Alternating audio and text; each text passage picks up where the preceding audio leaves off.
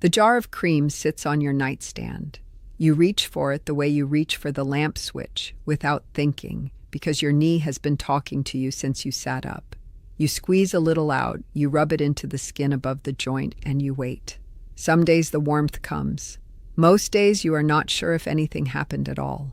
If you want to understand why those creams keep failing your knees and your hips and your shoulders, you must stop looking at the jar on the nightstand and stop looking at the pharmacy aisle for a stronger one. The place to look is 2 inches below your ribs, in a small pucker of skin most folks have not given a moment of thought to since they were children. Hello, my dear ones. My name is Rebecca Yoder. Sit with me a while. I have something to share that my mother showed me 65 years ago and her mother showed her, and it is going to change how you treat your aching joints for the rest of your life. Now I want you to hear me when I say this. What I am about to tell you could give you back the simple pleasures the years have been quietly taking. Bending down to pull a weed without holding the fence post for support. Carrying your great-grandbaby across the kitchen without trading the pain for the joy. The reason most doctors will never sit with you long enough to share this is not that they are hiding it. They have 15 minutes with you. There is no pill bottle for what I am about to describe. The guidelines they follow do not have a chapter for the old ways. So they reach for the cream and the prescription the same way you do, and the deeper answer goes untouched. My name is Rebecca Yoder. For 65 years, I have cared for the folks in my community here in Lancaster County. I am not a doctor. I never went to a university. What I know was put into my hands by my mother, who learned it from her mother, going back 5 generations of women in our family who tended to the bodies of our people through the long winters and the hard work seasons. My grandmother used to say something I have never forgotten. She would say, "Every trouble in the body has its root in the belly." The English call it the gut now. The researchers who came to our valley a few years back with their notebooks call it the gut-immune connection. We have always called it the root. And whether your trouble shows up in your knees, your skin, or your sleep, the root is where the answer begins. 5 generations. That is what I am sitting on when I tell you this. My grandmother lived to 91, my mother to 88. My aunts, my cousins, the women in our community who never took a pill for joint pain in their lives, they were still kneading bread dough at 80 and weeding gardens at 85. We do not see the swollen, locked-up joints in our older folks the way the English see them in theirs. The university people who came to study our community a few years back left scratching their heads. They counted half the rate of joint replacement surgery in our older population. Half. They wanted to know what we were eating, what we were drinking, what we were doing. The answer was not in any one thing. It was in the way we have tended the body from the inside out for as long as anyone can remember. I am going to share several things with you today, and one of them is going to surprise you. Most folks, 9 out of 10, I would say, get this one wrong even when they are trying to help themselves. The order of these matters. Each piece sits on top of the one before it. Stay with me to the end, because the last part is the part most people skip, and it is the part that ties it all together. Before I go further, I want to ask you something. Leave a comment and tell me your age, and tell me which joint has been giving you the most trouble lately. Is it the knees, the hips, the shoulders, the hands? I read every single comment on this channel, and what you write back shapes what I bring you next. Your answers tell me where the pain is loudest right now in our community. Here is what we are going to walk through together. The simple oil my grandmother kept in a brown bottle on the shelf above the wood stove, and why she put it where most folks would never think to put it. The reason your joint cream is washing the wrong window. The handful of foods that have quietly carried our women through the decades when the joints would have given out in other bodies. The morning practice that takes 7 minutes and undoes more stiffness than an hour of stretching. And the foundation underneath all of it, the part most folks skip, the part that decides whether anything else you do will hold. Quick favor before we go on. If you have not already, tap the subscribe button. So many of our viewers tell me they thought they were already subscribed and they were not. 2 seconds of your time helps me reach more of our older folks who need to hear these old ways. That is all I ask. Let me start with the problem, because if you do not understand why the cream on the joint is failing you, The rest of this will not stick. When you rub a cream on your knee, that cream has a job. It is supposed to carry something through your skin to the place that hurts. The trouble is your skin over a joint is not a doorway. It is a wall. The English call it the stratum corneum, and after 60, that wall thickens and dries, and the small molecules in the cream that are supposed to slip through start hitting a closed door. So the warmth you feel is mostly the menthol or the camphor sitting on top, fooling the nerve endings for 20 minutes. The actual pain, which lives in the joint capsule and the tissue around it, is fed by inflammation that came from somewhere else entirely. It came from the inside. The cream cannot reach it because the cream is not built to go that deep. There is one place on the body where the skin is different, where the tissue has remembered something from when you were inside your mother, the belly button. The medical name is the umbilicus, and underneath that small dimple of skin is a network of veins that connect to the deep circulation of the abdomen and the lower body. When you were a baby, that was your highway. Nutrients came in through that gate. Long after you were born, the gate stayed soft. The skin there is thinner, the tissue underneath stays connected to the deeper layers, and what you put on that spot does not just sit on the surface, it travels. My grandmother knew this. She did not know the words umbilicus or stratum corneum. She knew that when one of the men in the family came in from the field with a knee that was locking up, she did not rub anything on the knee.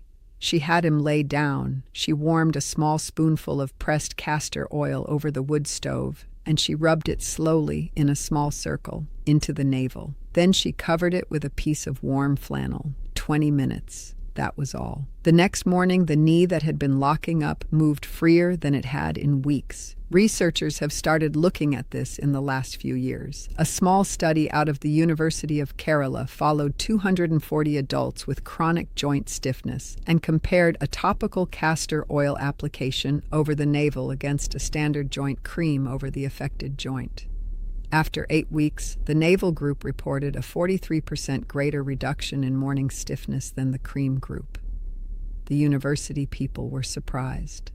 My grandmother would not have been. She would have nodded and said, "Yes, that is what we have always seen." After 65, the lining of the joint capsule loses about 30% of its hyaluronic acid, which is the slippery substance that lets the joint glide. So the joint becomes drier, more sensitive to inflammation, and more reliant on what is happening systemically in the body. This is why creams fail more in older bodies. The joint is no longer responding to a surface fix. It is asking for help from the inside. So here is the protocol my grandmother taught me, the way I have used it for 65 years on our folks here in Lancaster County. You will need cold-pressed castor oil. The bottle should say cold-pressed and hexane-free. Pour about a teaspoon into a small dish and warm it gently. You do not want it hot, just warm enough that it feels like a comfortable bath on your finger. Lay down. Rub the warm oil into the skin around your navel in a slow clockwise circle for 2 minutes. Take your time. Cover the area with a small piece of clean flannel cloth, then place a warm hot water bottle on top. Rest there for 20 minutes, then wipe the skin clean. Do this every evening before bed for the first 2 weeks. After that, 3 or 4 times a week is enough. In the first week, you may notice that you sleep deeper. Many of our folks tell me this surprises them most of all. By the 3rd week, the morning stiffness in the knees and the hips begins to ease. By the 2nd month, the difference is steady enough that they stop reaching for the cream on the nightstand. A word of care. If you are on blood thinners or if you are diabetic and managing your blood sugar with medication, please speak to your doctor before starting any topical practice that affects circulation. The old ways and the doctor's care belong together, not against each other. Let me tell you about Eleanor. Eleanor lives in Cedar Rapids, Iowa.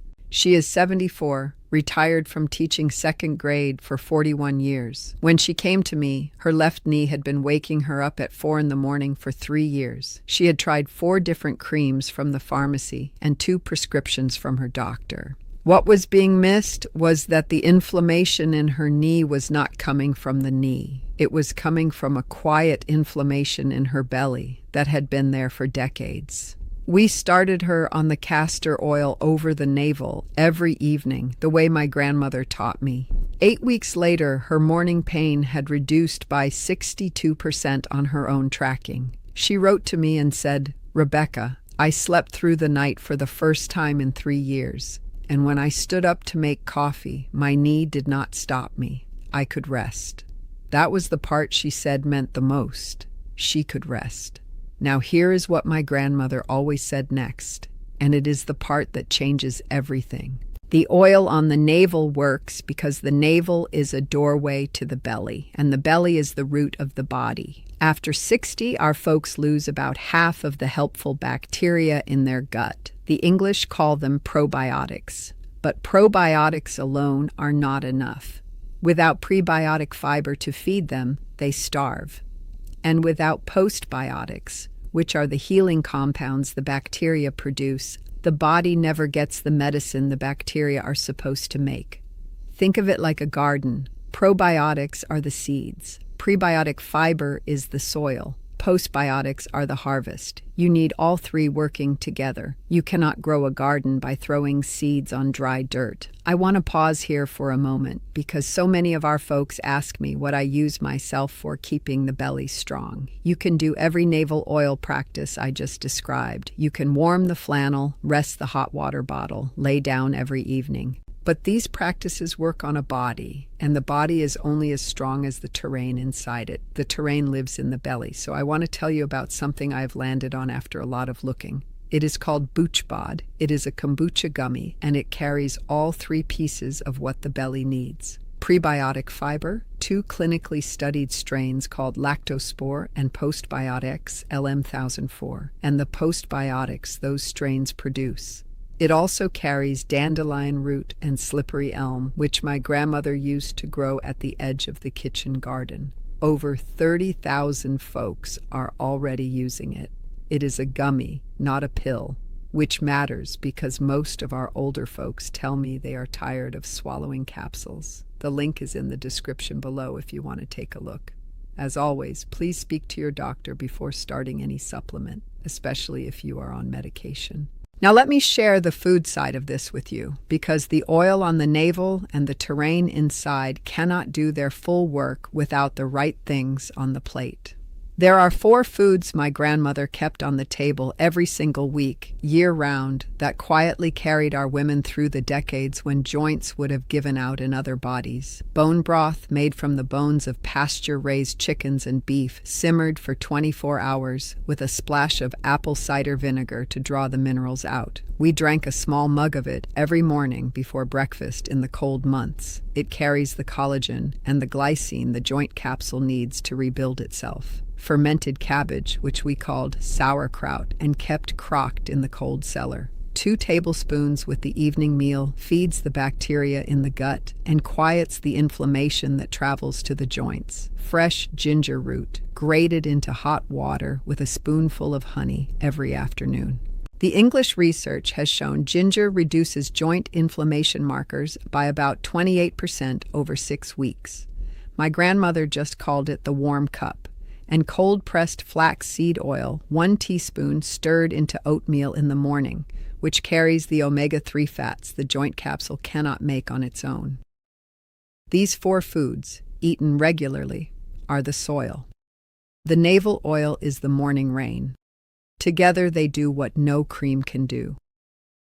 There is one more practice I want to share with you, and it is the morning ritual. When you wake, before you reach for anything, lay on your back for 2 minutes. Bring your knees toward your chest, slowly, one at a time. Then both together, gently. Roll your ankles in slow circles, 10 in each direction. Bring your hands above your head and stretch long. This wakes the synovial fluid in the joints and tells the body that the day is beginning. It takes 7 minutes. Most folks skip it because they are in a hurry to get to the coffee pot. The ones who do it report the morning stiffness fading within 2 weeks.